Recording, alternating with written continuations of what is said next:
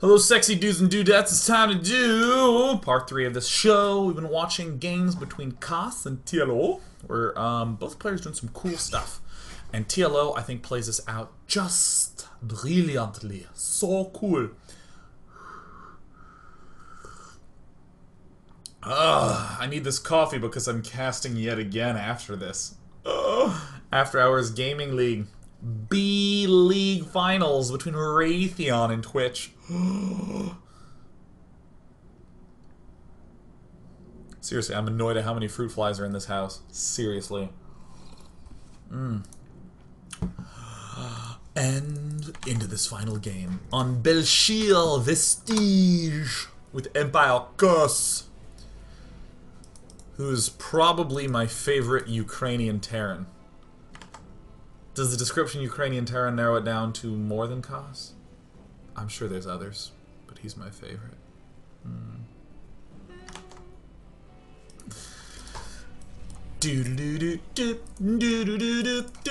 LiquidTLO. Okay, you heard me say I like them aggro roaches. Well, in this game, we're gonna get to see some aggro roaches that totally tickle my fancy.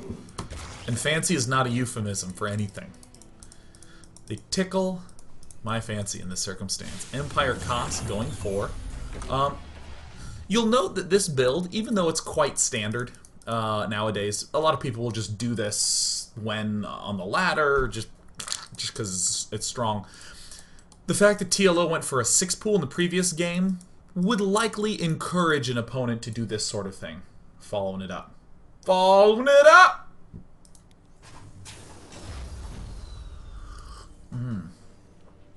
It's delicious. C'est delicieux. TLO's gonna open right up. He's gonna get himself a queen, and then he's gonna follow it up with a queen. Oh. Oh, oh, oh. Oh yeah, look at that. 4-minute gas in the face. All the microing. All the expanding. Tout le micro. And factory and third command center are to come up. Obviously, you never want to sacrifice building timings for extra micro. So in this circumstance, for instance, Kas got the opportunity to kill off like another Zergling or 2. So he maybe got himself 25 or 50 minerals. However, that's going to be this being delayed by 20 seconds or so, which delays a mule and delays an SCV, which would amount to more like 80 to 100. Because an SCV mines at a rate of 40 per minute. And a mule mines at a rate of more than that.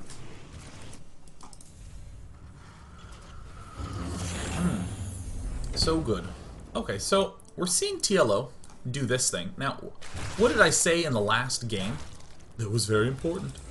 Generally, Hellions are popping out at around 6 to 6:30. Or I should say, whatever the hell is being made out of this factory pops out between 6 and 6:30. Almost always. So, therefore-ishly, the fact that TLO is arranging his Roach timing so that they're going to pop out a little before then, I love. Baby, baby, baby, I loves this sort of timing. Violet does this a lot. Sometimes Linak does this. Life doesn't do this because Roach is not spelled Zergling. A very poorly executed joke. Not funny. Makes people go, But no laughter. No laughter shall be incurred. Not at any point. It's because I don't want you to be distracted. I don't want you to lose focus on how sweet this play is. It just tickles me. Now, in this position where we have TLO, let's go ahead and just do a little recap. We saw Reapers. Let's pretend for a moment that we saw no Widow Mines. Yes. Let us do the analysis of knots. We've seen Reapers. We've seen an expansion command center.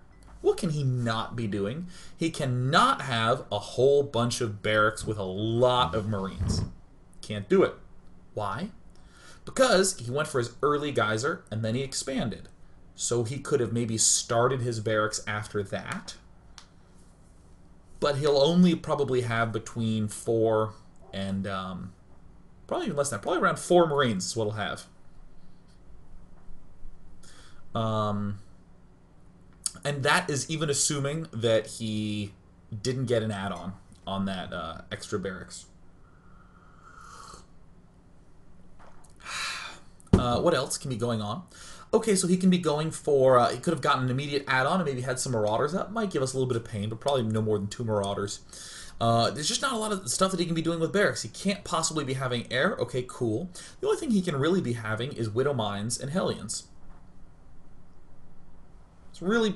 I mean, this is likely what he's going for, but we can see why Roaches are working great here if you attack early enough. And then we see the Widow Mines, and we're like, oh yeah, oh yes, awesome. Time to exploit the fact that he's made Widow Mines by building lots of drones and expanding. I know a lot of people will just default, derp, I'm going to go Roaches, and then double derp, I just build drones after I get the Roaches. But now we're getting to know why. We're getting to know why that is so strong. So here's TLO. TLO is, I credit with being skillful enough to actually see the Widow Mines. You can just see the little lumps in the dirt.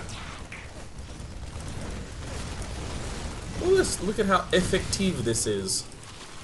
Now, Kas could have had, you know, maybe 4 Hellions instead of 2 Widow Mines, 2 Hellions. Maybe could have had 4 Widow Mines. The more mines he does, the stronger this play is. The more Hellions he has, the stronger this play is. Ooh, yeah. That's why things are generally coupled together. Because it's that either or. Either he has the mines, or he has the Hellions. This exploits Hellions, this exploits mines. So that's why I'm doing both of them in conjunction. So there we have this. We have these duders going down. We have these dudes going down. We feel like we've messed them up a little bit. How can we really start to lose now? We can start to lose by harassment. So we're getting Zergling speed up to help deal with said harassment. I like Kas's answer here. He actually does resume with the engineering bay play. TLO probably committed some resources into this attack that's gas focused, so he's probably going to be behind on upgrades. So Kas is just saying, alright, well, I mean, if you did that attack, I mean, yeah, I may have lost some SCVs, so there's no way I'm really going to be in good shape for a follow-up attack right now, because I was trying to defend so much in the moment. I don't even have my production structures up. Let me really focus on trying to have the upgrade edge later. Not that many SCVs were even lost. 4 were lost. Now here's something I find all sexy and schmexy. This I thought was très brilliant.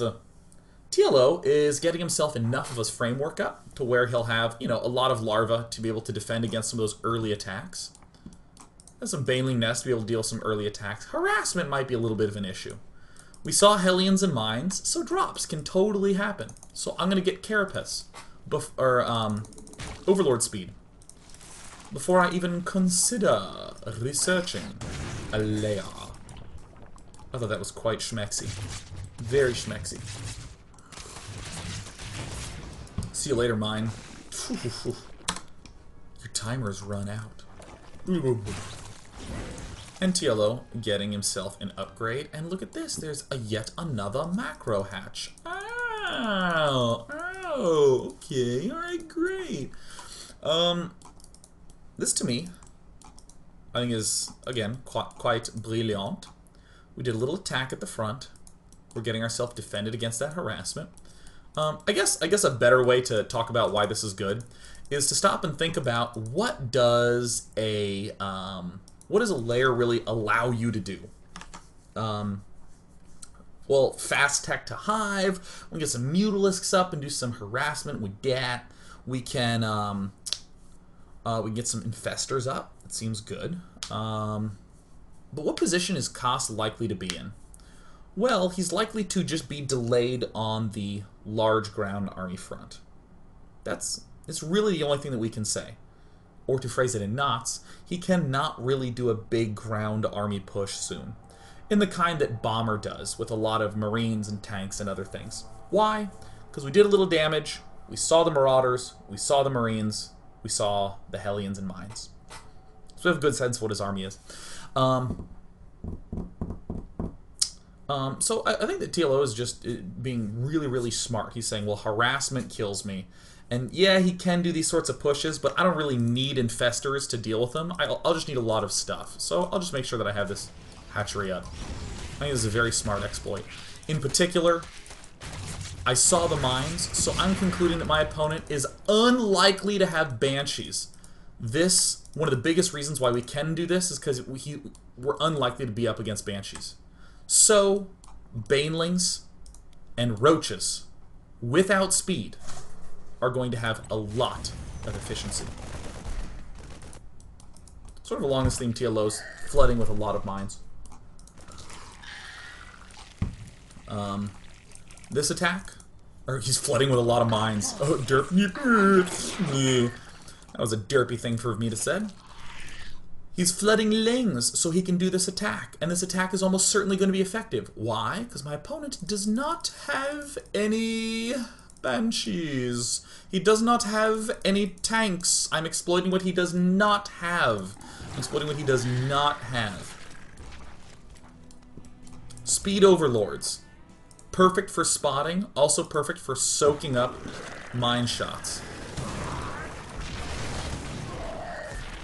Cool. Soaked up the key ones right there. Oh, glory be to TLO when his clever plays. Oh, yeah. And you know what's so clever? In this circumstance, what's another thing we know in the future that Kas cannot do?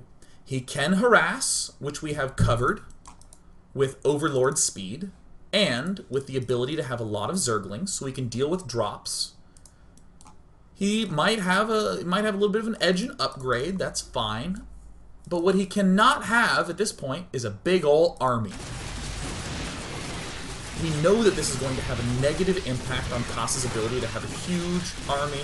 And if there's one thing you should be learning in all these series of videos today, your opponent can't really attack you with a big army.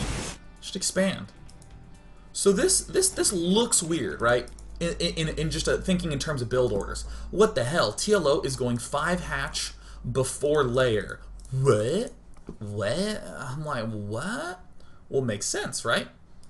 Twice in a row, our opponent couldn't really do a big ground attack on us. And the first time, it's because we saw Mines and Hellions and did a little bit of damage. So, okay, we'll take a third. Seems reasonable. At this point, we did a huge attack and it worked. There's no way he can hit us with a big army, so cool, we'll take a third. Or we'll take a fourth, and later on down the line we'll get a layer. I love it. TLO, I love you. You are so amazing. You're so amazing. Getting up all your bases. Alright, the good old 12-minute layer versus Terran. Nifty. Drones aplenty coming down. Soon enough, EmpireKas will frown because he lost his Expo Town. Now, why is it? I mean, we could go for another Baneling attack. That's fine. He cannot really have a lot of good anti-Baneling type instruments. But, you know, I like the macro route that TLO is going down. You can also not attack me. Either one of those could be exploited. And attacks always have a risk factor to them. This is, honestly, the word timing. Doesn't that airplane know I'm doing a show? Jerk airplane. I hope they have turbulence, but wind up okay, because I don't want to have too much malice. I just want them to be like, ugh, I feel a little ill, and I shouldn't have had gummy bears and Perrier with nachos before getting on the plane. Like, I want that. That's what I want. The word timing, speaking of which, timing generally means a time where the risk is mostly reduced. Like, if you hear me say something like, okay, this is a good timing for TLO to do this Baneling Zergling attack. It's not about... I want to separate timing from the concept, because the concept behind TLO's attack is solid. conceptually, if I know you can't have Banshees and tanks, Ling Baneling should be pretty strong. Should be stronger than normal. But you want to hit it at a timing where he still doesn't have that much stuff. If you go up there and he's maxed, you're gonna have a bad time, right? So that's TLO hit a nice timing earlier at a time when Kas was weak. So conceptually, logically, TLO can still say, all right, my opponent is likely going to be weak against Ling Baneling because he only has small numbers of forces and mines. But there's not a real timing that he's working with anymore because it's a little bit more freeform here, and there's a few more mines, which will still make it a little difficult. It's less risky just to focus on the expansion. So this is a real nightmare scenario for Kas. We said harassment was a difficult thing to deal with, but that's fine because we have speed overlords. Let's look at the TLO cam. Look at this vision coverage. Vision skewed to the side where his expansions are. Still more vision over here. He just needs to secure that watchtower, and then he has complete coverage. Complete and total coverage, man. Baneling speed, focusing on the Zergling upgrades primarily, because my opponent is not going to be very strong against Ling Baneling. He's really not. Doesn't mean we have to attack him, but it does mean building Lings and Banelings should be a pretty strong play. No Banshees, no tanks. No mines, no thunks. So TLO with his uncannily good positioning, dudes from up here and over here and like down here, and there's some more guys over there. We'll all join in this fun extravaganza.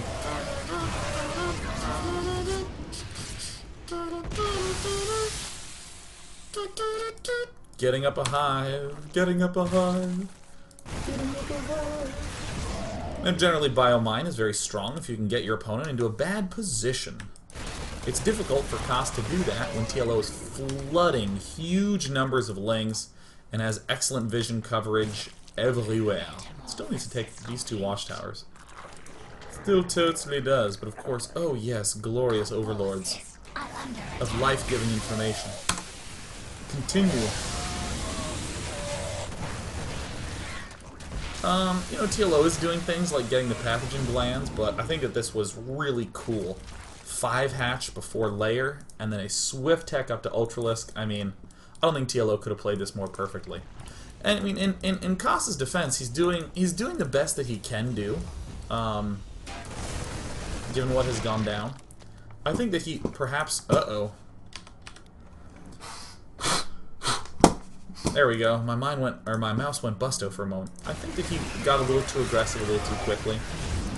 Biomine traditionally is a very aggressive composition, but if you don't have the unit count, then just be passive. You gotta chill. You gotta wait. And with the great vision coverage. Good vision coverage. TLO is in all the places he needs to be at once. Much like a Jedi. That lore reference doesn't make any sense at all. Yeah. Wasn't that just sexy? This was so sexy. Oh my god, it was gorgeous. Oh yeah. Oh, look at this great game by LiquidTLO. Oh, moving. Alright, yeah, getting Banelings up. This is cleanup. I mean, there's no strategic choices to be made. You just blast the units on in. Try to micro. Why micro when you have macro? Oh, the body parts flying off the cliff. Alright, cool.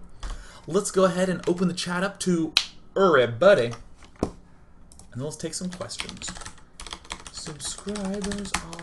If you have a question, please begin it with Dear Day 9, and the Markio question grabber will snatch that up and report it to me.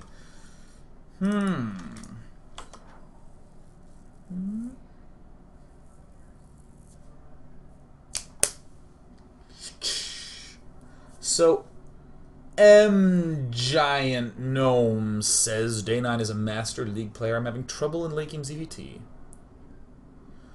The Ultralisk stage seems to be where I am losing. Should I be trying to conserve my large Mutalisk flock for the late game?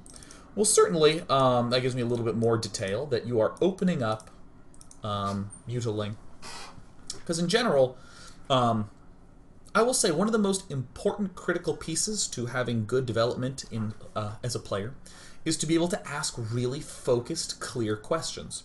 So instead of saying, I'm losing in the late game, what should I be changing? That's not actually a question. I mean, you might think you've asked a question, but you have not. You have to say something like, when I open with a strategy that focuses on Ling Muta in the mid-game, I keep losing once I get Ultralisks versus Biomine players. Or I'm going Ling Muta in the mid-game versus Marine Tank, and I seem to be losing right around the time that I am getting up Ultras. Or I'm going Ling Muta against a Marine Tank player, and I get Ultras, and then I start to lose, and 5 minutes later, that's when I end up dying. It's that amount of specificity that's really important, because the answers are going to vary widely. Some of the biggest reasons why players don't advance is because they're not asking specific, focused enough questions. So let me fill in some blanks. Let me assume that you're going Mutalisk Zergling. You're going for very, very standard looks, not doing a lot of cheeses. You're playing like Liquid Ret in the mid-game. Going Ling, Muta, Baneling. And you are getting your 1-1 upgrades, and you're trying to tech up to the Ultralisks. There's a number of things that I would throw in there that could be possibilities for the loss. The first one is that players have a tendency to completely undervalue Mutalisks once the Ultralisks popped up.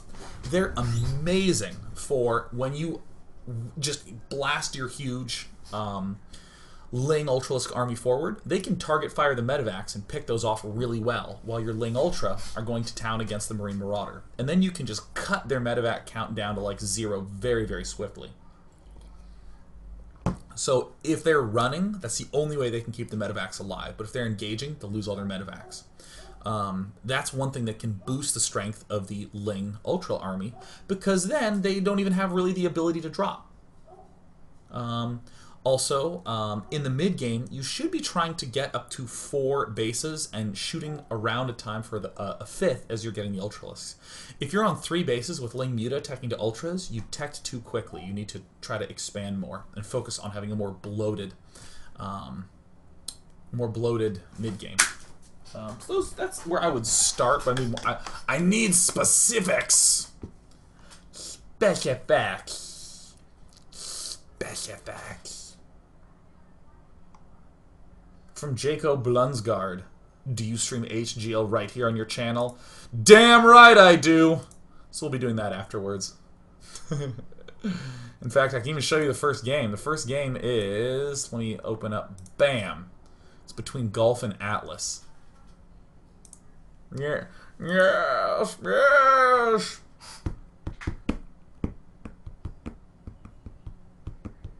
From BKK Tech. Day 9, do you think that it would be a good idea for TLO to add some Vipers to his mix? In this game, I don't see any need to get the Vipers in there. I mean, he had only just transitioned to Ultralisk Zergling. Trying to do a few too many things at once leads to you having an army where you have like 2 Ultras and like 2 Vipers with half energy, and then you like throw down, you abduct a tank and you kill it. And then you lose your whole army because you only have 2 Ultralisks. Spending a little time, like, devoting some resources to there. I mean, again, having Vipers is much different from getting Vipers. Like, if TLO had 3 Vipers in this battle, it would have gone better. But to have 3 Vipers, he would have had to sacrifice something else, like 2 Infestors. I think TLO played it great. I think that with Ling Ultra, right as you're getting the Ultras, the Infestors are probably the best thing that you want to be investing in, and then as time goes on, getting some Vipers. If you're having trouble breaking a position, Zerglings are the biggest tool to breaking positions, but Vipers are really good if it's really freaking entrenched in there. Let's take one more question.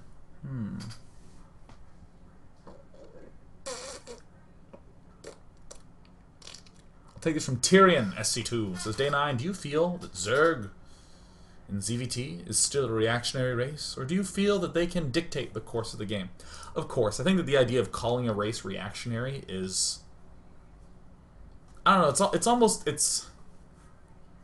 like, here's what happens. Here's my... I'm going to give you a long-winded answer, Tyrion, but only because I like you and because we played in that 4v4 together. So here's what happens.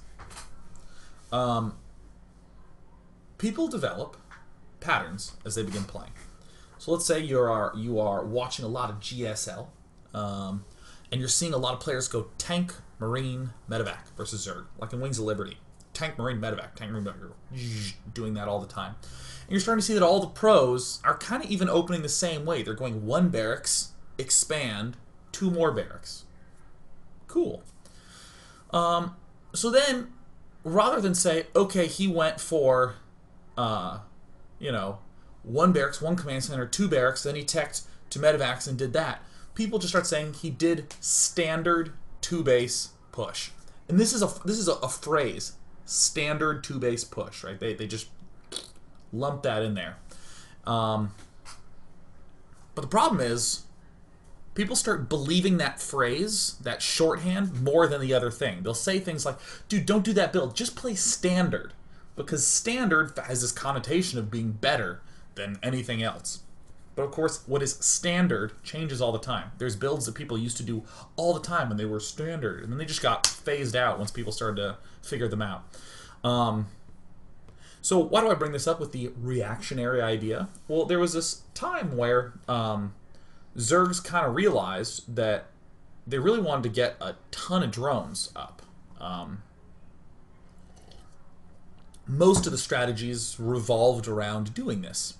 And there's always phases where Zerg are trying to get lots of drones up. But when, like, everybody was doing it, the way it felt is that you had to just look and see what the guy was doing, and whatever army he would come out with, you would look at your larva and build what was the response to that. So that way you could stay alive as you were rushing to your drones. You were trying to cut as many corners as possible as Zerg in order to get those drones up. So you had to react properly. But as time has gone on, there's a whole number of strategies that you can do as Zerg that are super proactive, such as TLO in this game was like hyper proactive, right? He opens up with roaches and just drills right in there. He sees a Reaper. My opponent's probably going to be going for Hellion, or at the very least, I'm going to be able to do damage with these, God, my nose itches. I'm going to be able to do damage with these roaches. And he busts in there. And then he sees this Mine Hellion play. And, okay, cool. So now I can follow up with, you know, Baneling, Zergling attack. I can take a 4th base. There's a ton of different things I could do. All these are, and like the attack's like a really proactive decision. And the other races, they too have tons of reactions that they do. I mean, a player who will, you know, move out early on and see, oh, he's going for an early gas. Let me respond by doing this. All races and all players are constantly reacting to what the opponent is doing and trying to adjust as a result. And somehow this word reactive has crept in as being like what Zerg is. I don't know, it just seems sort of, it's just as useless and weird and doesn't need to be there. All races are super reactive if they're doing it proper. So I'm done. And therefore, let us get ready for the After Hours Gaming League. I'm going to go ahead and take myself a 3 to 4 to 5 minute break so I can get my head in good condition. And then what I'm going to do is rock out with some casting. Alright, let me open this up. Raytheon vs. Twitch. Game number 1. Aw, yeah. Oh yeah, for next Fun Day Monday, please submit to me your best Tempest-based games. Alright, did I do this proper? Is it done nice and proper? Yes, yes it is. Going to a break.